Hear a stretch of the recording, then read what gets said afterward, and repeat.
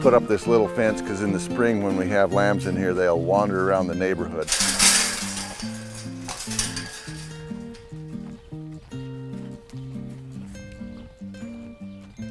Well, I'm Greg Taylor. I'm a veterinarian. This is my wife, Pam. This project we started out almost 20 years ago with the haulers. I recognized then that the drug that was produced by these affected lambs that come out of these carrier ewes, at the time we were working with a researcher that was using it for spinal cord injuries. And then later on we were working with folks that were utilizing or doing clinical trials with the bovine origin of this GM1 for Parkinson's disease. But it has been used for research on stroke and traumatic brain injuries.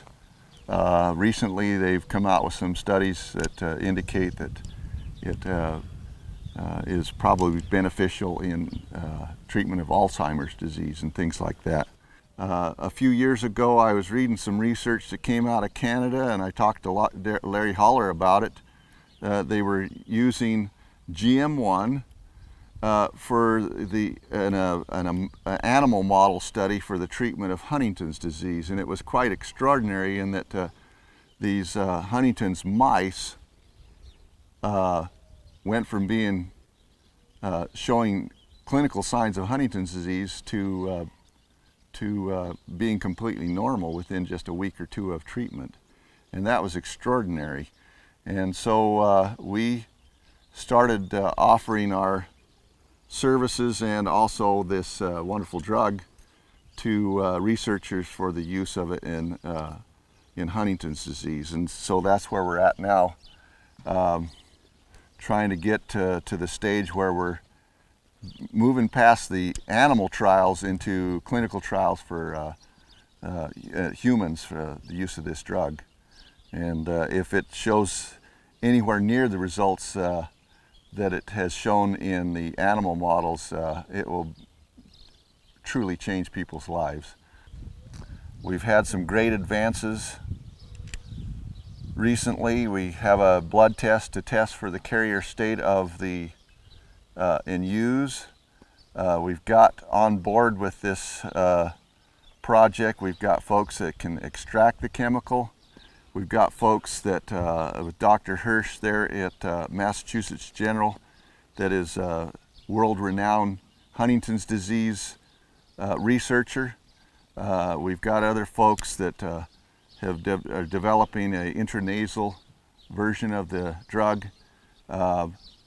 We've got all the pieces there. It's just a matter of getting enough money to do human clinical trials and get this drug approved so we can utilize it in humans.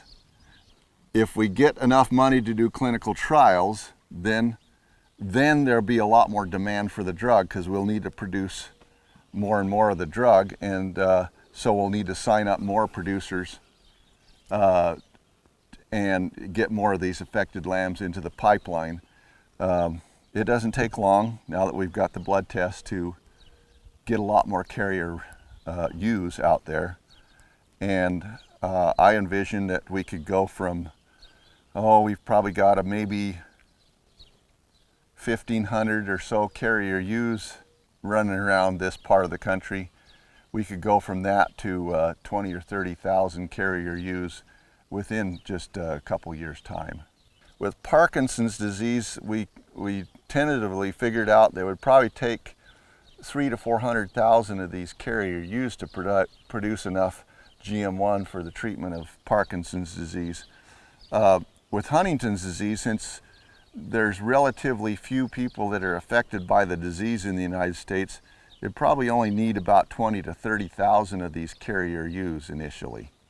We've got people waiting to sign up to join the project. Once again, it's a matter of money to be able to say, okay, we will pay you so much for each of these affected lambs, and have the ability to process these lambs and to have a use for the drug afterwards. We've got to have the clinical trials to start using the drug. It's been a project that we've raised our kids in. They've learned how to work hard and help them in their growing up years, and now it's just Greg and I, and we try to provide the best for our sheep. We really pamper them. They have a good life on our farm. So animals. No, they're not the smartest animals in the gosh. world, but they're very efficient animals. You can make a lot more money with sheep than you can per animal unit as with, say, beef cattle. They do require a lot more labor, particularly during lambing and shearing and things like that. This time of year it's real easy because you just look over the fence at the pasture and stuff, and they're peacefully grazing, and the lambs are in the feedlot eating all they want to eat. But there are times in the year that you really earn your money, but they're very efficient animals. Out here in Minnesota and North Dakota and South Dakota, where our cooperator flocks are, they're farm flocks like mine. They keep them on smaller pastures.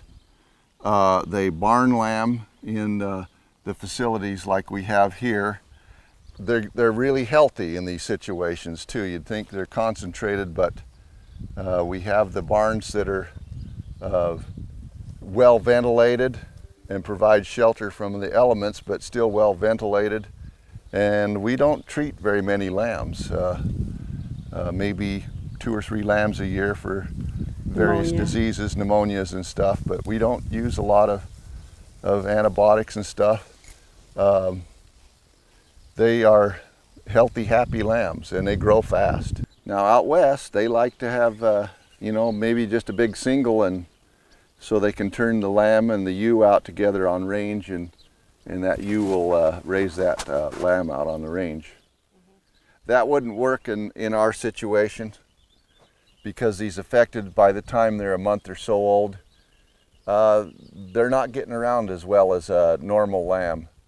And so why it works well to have them here in a feedlot situation where they know where the food is and know where the water is, and don't have to walk very far and don't have to compete for nutrients like out on the range ground.